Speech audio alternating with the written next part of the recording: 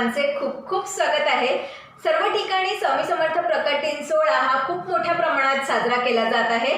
सगळीकडे स्वामींचं दर्शन घेण्यासाठी सर्व स्वामी भक्त हे जमेल त्या ठिकाणी जात आहेत आणि आताच आम्ही सुद्धा अक्कलकोटला स्वामी समर्थ मंदिरात दर्शनासाठी गेलो होतो आणि आजूबाजूचे सर्व परिसर आहे जिथे स्वामींचं स्थान लाभलेलं आहे, गुरु शिष्य ही जी परंपरा त्या ठिकाणी लाभलेली आहे, तर ती सर्व माहिती किंवा ती सर्व ठिकाणं मी माझ्या व्हिडिओच्या माध्यमातून कॅप्चर करण्याचा प्रयत्न केलेला आहे आणि त्याची एक मी सेपरेट व्हिडिओ आता माहितीपूर्वक मी बनवण्याचा प्रयत्न करणार आहे। सो आता आपली पहिली माहितीपूर्वक व्हिडिओ असणार आहे स्वामी समर्थ प्रकट दिनाची खरी कथा। सो आता जास्त वेळ न काढता आपण व्हिडिओला सुरुवात करूया।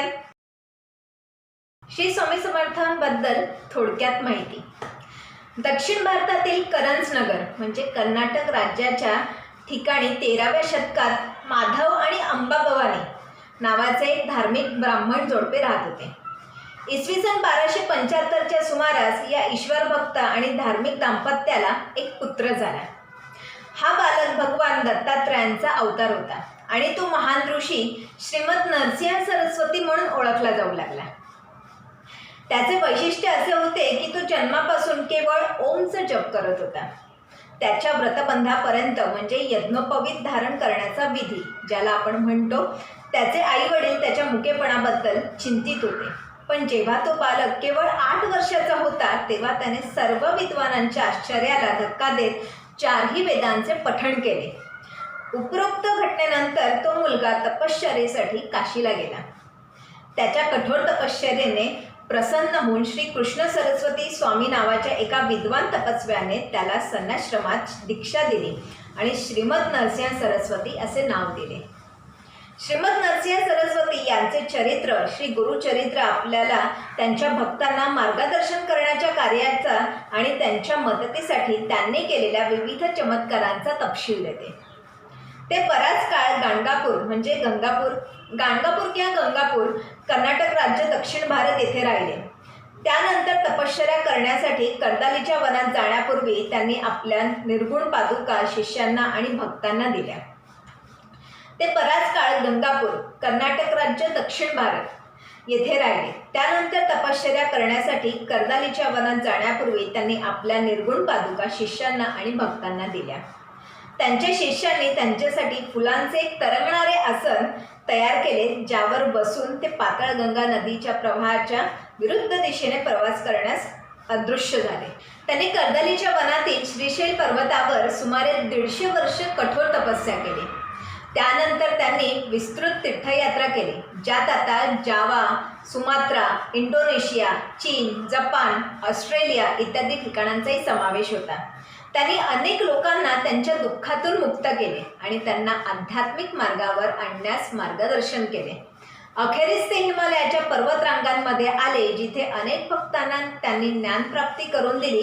नंतर ते देवदार वृक्षाखाली तपस्येसाठी बसले। हिमालयातील ही तपस्या सुमारे 250 वर्ष झाली, परंतु एका लाकूड तोड्याने नकळतपणे श्रीमद नरसिंह सरस्वतीच्या देहाला वेढलेल्या वारुळावर कुऱ्हाड चालवली ज्यामुळे त्यांना मांडीवर जखम झाली आणि ती जखम म्हणजेच आज त्यांच्या मांडीवरची जी खूण आहे ती स्वामी समर्थ म्हणून ज्या वेळेला त्यांनी रूप घेतलं ती आजसुद्धा आहे। यामुळे त्यांच्या तपस्येत खंड पडला आणि त्यानंतर भारतीय उपखंडभर विस्तृत प्रवासाला निघाले, परंतु लाकूड तोड्याने त्यांना विनंती केली की तुम्ही तुमचे कार्य अखंडितपणे चालू ठेवावे। माझ्याकडनं नकळतपणे चूक झाली आणि मला क्षमा करून तुम्ही तुमचे कार्य करण्यास पुढे चालत राहावे। स्वामी समर्थांनी म्हणजे तेव्हाच्या नरसिंह सरस्वतींनी हे ऐकून त्यांचे कार्य पुढे अखंडितपणे चालू ठेवले।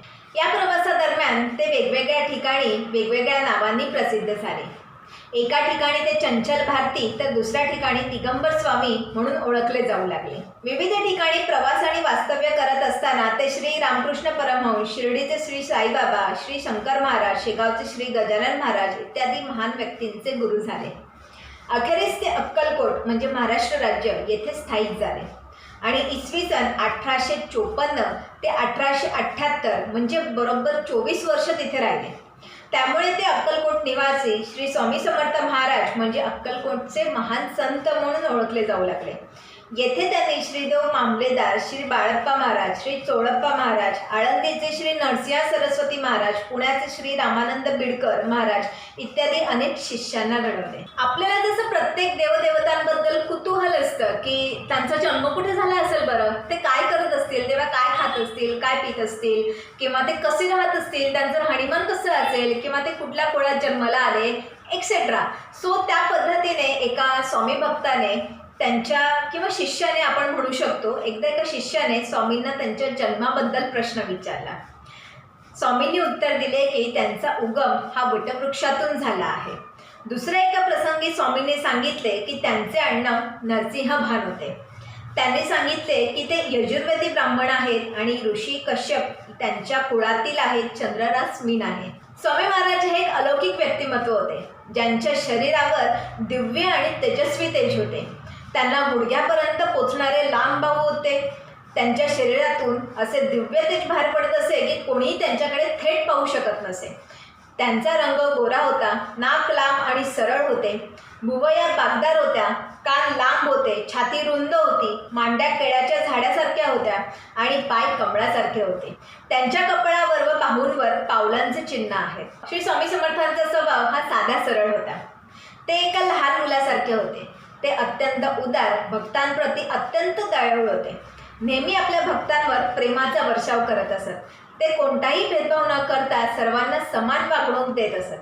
सर्व ठिकाणी, सर्व परिस्थितीत ते स्वतःमध्येच फक्त मग्न असत. एखादी व्यक्ती म्हणजे श्रीमंत, सामान्य, प्रतिष्ठित किंवा ती स्त्री असो, स्वामी थेट आणि स्पष्टपणे बोलत व गरज पडल्यास त्यांना उघडपणे त्या गोष्टी सांगतही असत आणि त्यांचे बोलणे हे सूचक आणि प्रतिकात्मक असे. 30 एप्रिल 1878 रोजी म्हणजे हिंदू वर्ष 1800 मधील चैत्र शुद्ध त्रयोदशी या अवतारानंतर सुमारे 600 वर्षांनी त्या महान विद्वानाने त्यांच्या आवडत्या वृक्षाखाली दुपारी 4 वाजता महासमाधी घेतली. त्यावेळी ते पद्मासनात बसले आणि त्यांनी आपले अखेरचे शब्द उच्चारले, कोणीही रडू नये, मी सर्व ठिकाणी सदैव उपस्थित राहीन आणि भक्तांच्या प्रत्येक हाकेला प्रतिसाद देईन. आणि त्यांच्या या वचनामुळे भक्तांना आजही त्यांच्या दिव्य उपस्थितीचा अनुभव येतो व त्यांना दिलासा मिळतो. आत्ता सुद्धा अक्कलकोटला आपण स्वामी समर्थांच्या दर्शनाला वेगवेगळ्या ठिकाणाहून आपण जेव्हा प्रवास करत त्यांच्या पावनभूमीत प्रज्ञापुरीमध्ये आपण ज्या वेळेला पोचतो त्यावेळेला क्षणार्धात आपला सगळा थकवा नाहीसा होतो आणि त्या श्री स्वामी समर्थांच्या परिसरात गेल्यानंतर, त्या पावनभूमीत गेल्यानंतर तिकडे जी स्वामी समर्थांची लागणारी जी पारंपरिक गाणी असतात किंवा तो जो परिसर असतो ते सगळं पाहून आपण त्या लोकांमध्ये अक्षरशः दंग आणि मग्न होऊन जातो. आपल्याला सुद्धा खूप छान वाटतं, तिथे गेल्यावर प्रसन्न वाटतं आणि मंदिरात गेल्यानंतर एक खूप छान सकारात्मक ऊर्जा आहे. आणि ज्या वेळेला तुम्ही गाभाऱ्यात जाऊन दर्शन घेता त्यावेळेला फक्त आपण एवढंच म्हणू शकतो की श्री स्वामी समर्थ.